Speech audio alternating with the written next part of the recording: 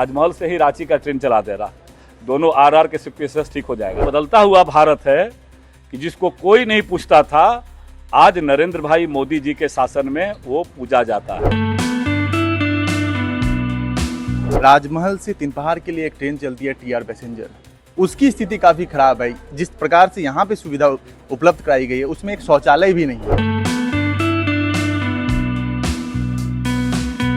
Railway infrastructure के क्षेत्र में जो विरासत हमारे पास मौजूद है, जितनी भी संसाधन हमारे पास मौजूद है, मैं बड़े दावे के साथ कहता हूं कि कई ऐसे महत्वपूर्ण स्टेशन होंगे जिनके पास साहेबगंज जिला जैसा इंफ्रास्ट्रक्चर, रेल का अपनी संपत्ति, ये शायद नहीं हो। एयरपोर्ट पर हम लोग जाते थे तो एयरपोर्ट पर वैसा मॉड्यूलर शौचालय मिलता था, मॉड्यूलर बैठने की व्यवस्थाएं होती थी।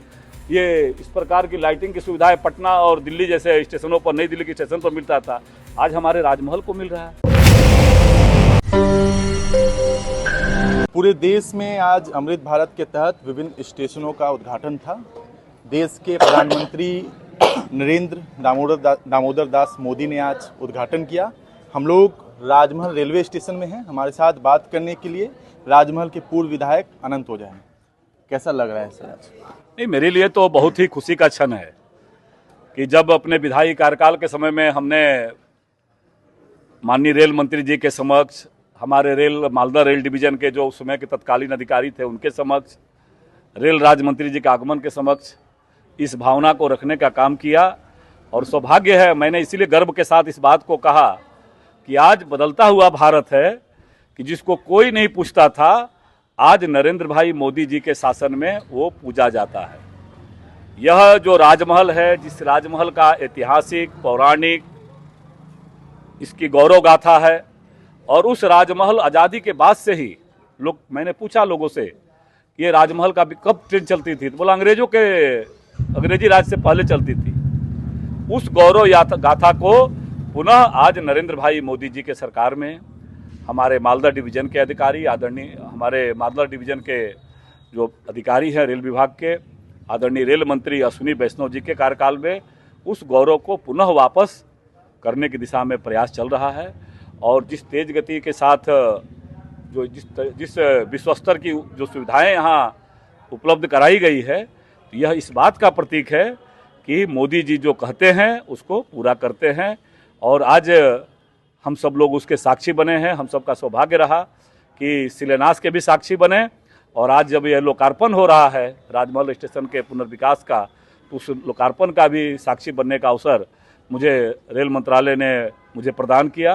ये निश्चित रूप से आदरणीय प्रधानमंत्री जी नरेंद्र भाई मोदी जी को, आदरणीय रेल मंत्री अश्विनी वैष्णव जी को और मालदा डिवीजन के सभी अधिकारीगण को मैं हृदय से राजमहल क्षेत्रवासियों को ओर से इस विश्व स्तरीय की सुविधाएं प्रदान करने के लिए उनका हृदय से आभार व्यक्त करते हैं। सर, राजमहल में जिस तरीके से इस स्टेशन में जो सुविधाएं मुहैया कराई गई है, राजमहल से तीनपहाड़ के लिए एक ट्रेन चलती है टीआर पैसेंजर, उसकी स्थिति काफ़ी खराब है। जिस प्रकार से यहाँ पे सुविधा उपलब्ध कराई गई है उसमें एक शौचालय भी नहीं है, और काफ़ी दिनों से, ये लगभग 6-7 वर्षों से ऐसी स्थिति है। नहीं, मुझे लगता है कि कई चीज़ें आप सबके संज्ञान में है।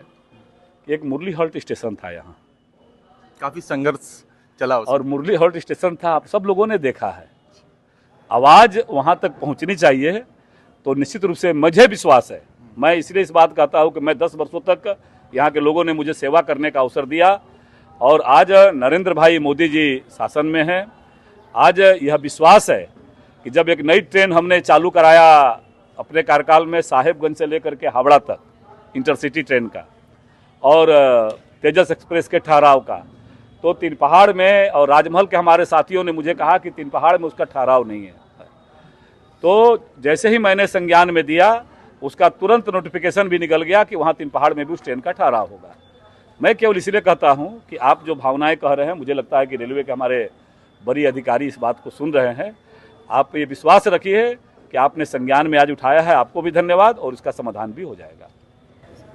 और जिस तरीके से सर आपने अभी थोड़ी देर पहले आप भाषण दे रहे थे, आपने कहा यह कि तालझारी होकर अगर इस रूट को जोड़ दिया जाए तो एक रिवेन्यू जो है वो जनरेट होगा इस क्षेत्र में। जिस तरीके से 7 करोड़ की लागत से पुनर्विकास किया गया है इस क्षेत्र का, उस क्षेत्र में क्या कहना चाहते हैं? नहीं, देखिए, कई चीज़ें जो हमारे पास रेलवे इंफ्रास्ट्रक्चर के क्षेत्र में जो विरासत हमारे पास मौजूद है, जितनी भी संसाधन हमारे पास मौजूद है, मैं बड़े दावे के साथ कहता हूं कि कई ऐसे महत्वपूर्ण स्टेशन होंगे जिनके पास साहेबगंज जिला जैसा इंफ्रास्ट्रक्चर, रेल का अपनी संपत्ति, ये शायद नहीं होगा। तो उन आधारभूत संरचनाओं के आधार पर ही रेल प्रशासन के पास हमने लगातार इस बात को उठाया।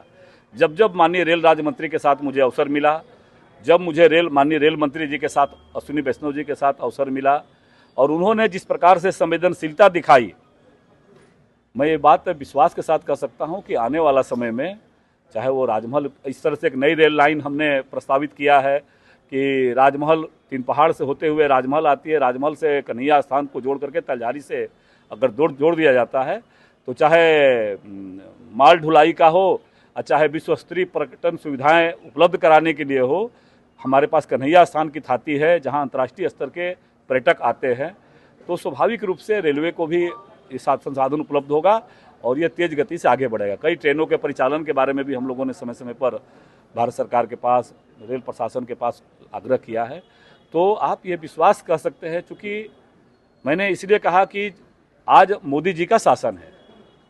कभी आप कल्पना में 10 साल पहले, 15 साल पहले आप सोच नहीं सकते थे कि हम जब जाते थे तो एयरपोर्ट पर, मैं तो देख करके चकित था कि एयरपोर्ट पर हम लोग जाते थे तो एयरपोर्ट पर वैसा मॉड्यूलर शौचालय मिलता था, मॉड्यूलर बैठने की व्यवस्थाएं होती थी, ये इस प्रकार की लाइटिंग की सुविधाएं पटना और दिल्ली जैसे स्टेशनों पर, नई दिल्ली के स्टेशन पर मिलता था।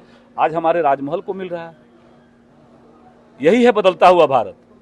और आज जिस प्रकार से आज हम सब लोग, जो आदरणीय प्रधानमंत्री जी का वीर भूमि राजस्थान से जो संबोधन हम लोगों ने आज सुना है, आपके माध्यम से जरूर अपने यशस्वी प्रधानमंत्री नरेंद्र भाई मोदी जी का अभिवादन करना चाहेंगे। देशवासियों की ओर से, राज्यवासियों की ओर से ऑपरेशन सिंदूर के बाद जिस प्रकार से हर एक भारतवासी का आज फिर एक बार सर गर्व के साथ ऊंचा हुआ कि आज नरेंद्र भाई मोदी जी के नेतृत्व में देश के अंदर भारत की सेना को, उनके शौर्य पराक्रम को खुली छूट दे करके आज आतंकवाद को उसके माद में घुस करके मारने की ताकत रखता है।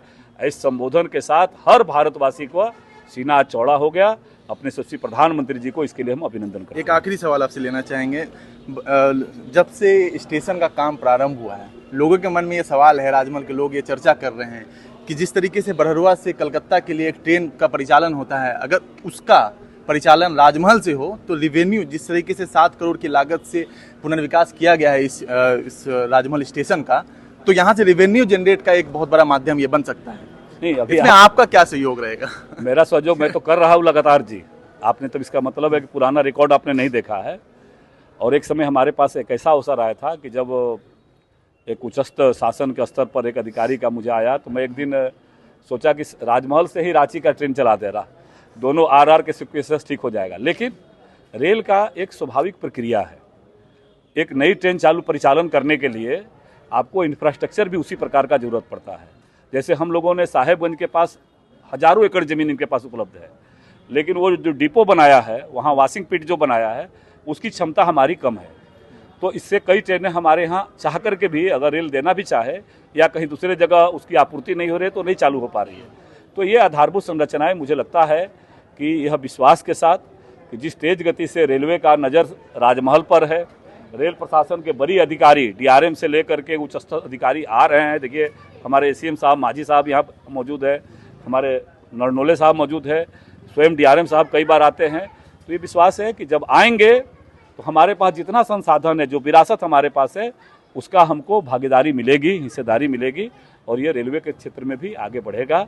निश्चित रूप से आपकी जो भावना है, उस भावना को हमने कहा और आपके माध्यम से जितनी मुझे जानकारी है कि ये प्रथम फेज का काम पूरा हुआ है। अभी सेकेंड फेज में भी और राजमहल रेलवे स्टेशन का पुनर्विकास की गाथा और आगे बढ़कर लिखी जाएगी और जब ये चीज़ें तैयार हो जाएगी तो वह भी सपना हमारा पूरा हो जाएगा। हमारे साथ बात करने के लिए राजमहल के पूर्व विधायक अनंत ओझा, जोहार।